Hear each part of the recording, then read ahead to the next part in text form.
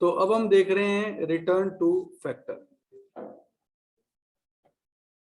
The law of variable proportion has three different phases: increasing return, constant return, diminishing return. Increasing return to factor किसको कहते हैं? देखिए आप इस table से इसको समझिए। ये यूनिट ऑफ लेबर है, ये यूनिट ऑफ कैपिटल है। कैपिटल में हम कोई चेंज नहीं कर रहे, वो फिक्स फैक्टर है। लेबर में हम लगातार इंप्रूवमेंट करते जा रहे हैं, ठीक है। तो आप देख रहे हैं रेशियो यहाँ 1:2 था, यहाँ 2:2 है, यहाँ 3:2 है, यहाँ 4:2 है, यहाँ 5:2 है। तो रेशियो लगातार चेंज होता जा रहा है, ठीक है। तो according to increasing return to factor the production of commodity increases in larger proportion. इसका मतलब है जो अब ये इंक्रीजिंग रिटर्न टू फैक्टर है उसके लिए आप इस वाले कॉलम को देखिए, बस इससे आपको पता लग जाएगा कि पहली बार आपने चेंज किया तो आपका प्रोडक्शन 4 ही बढ़ा, दूसरी बार चेंज किया तो 6 बढ़ा, इंक्रीजिंग रिटर्न मिला।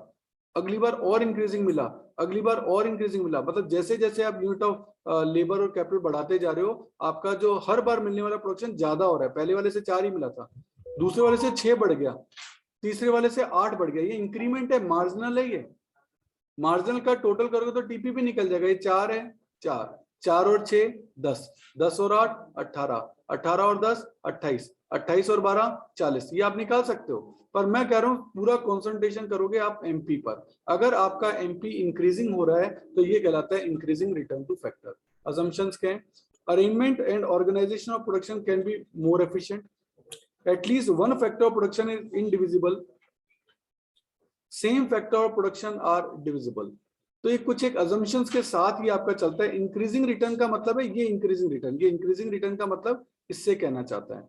डिमिनिशिंग कॉस्ट, सर ये क्या है? ऑब्वियस है, जब आपका रिटर्न बढ़ रहा है, रिटर्न का मतलब है कि आपका प्रोडक्शन बढ़ रहा है, तो आपकी कॉस्ट, ये तो है यूनिट्स के, ये क्वांटिटी का बता रहा है और ये आपको रुपए का बता रहा है।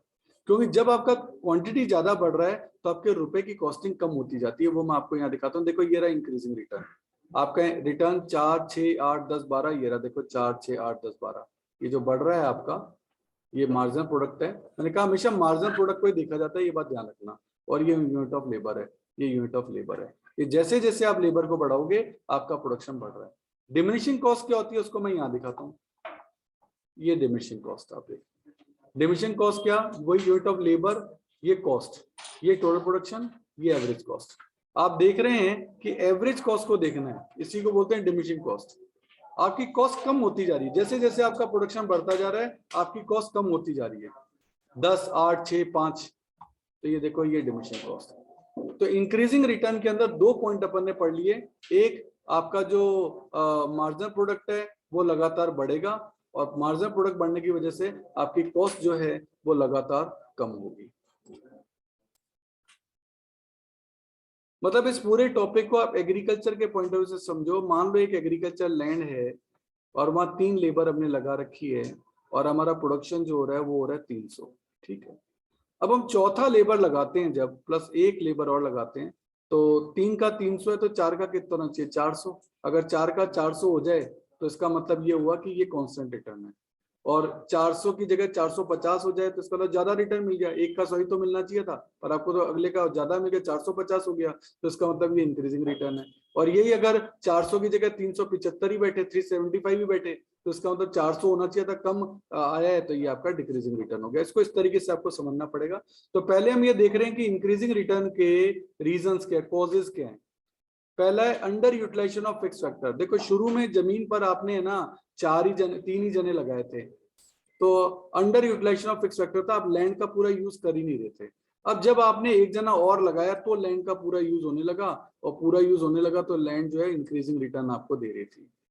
इंक्रीज इन एफिशिएंसी, मजदूर जब काम करते हैं तो काम करते करते उनकी प्रैक्टिस अच्छी होने लग जाती है। डिवीजन ऑफ लेबर हो जाता है, डिवीजन ऑफ लेबर होने से उनमें स्पेशलाइजेशन आने लग जाता है, परफेक्शन आने लग जाता है, और वो अब तो बिना देखे भी काम कर सकते हैं। जैसे आप व्हीकल चला रहे हैं, शुरू में जब आप व्हीकल चलाते हैं तो बड़ा सोच सोच के चला रहे होते हैं, ब्रेक कहाँ है, रेस कहाँ है, क्या करना है। और जब आपको परफेक्शन आता है तो आप सोच तो कुछ गाना रहे होते हो और चलाते चलाते घर भी पहुंच जाते हो। तो ये क्या है? इंक्रीज इन एफिशिएंसी, क्योंकि एक लेवल पे आने के बाद आपकी एफिशिएंसी इंक्रीज होने लग जाती है।